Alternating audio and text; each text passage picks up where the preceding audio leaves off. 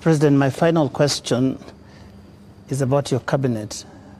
Given the things that have happened, given the questions that have been raised about fertilizer, about edible oils, about sugar and all of that, tonight, can you look Kenyans in the eye and tell them you have full confidence in the cabinet that is currently helping you to run the country?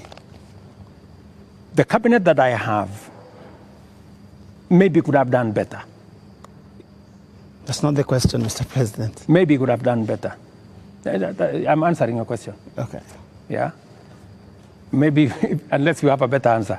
Allow me to answer. No, I just thought my question was specific, but you can that's go what ahead. I'm saying. So, maybe my cabinet would have done better, right?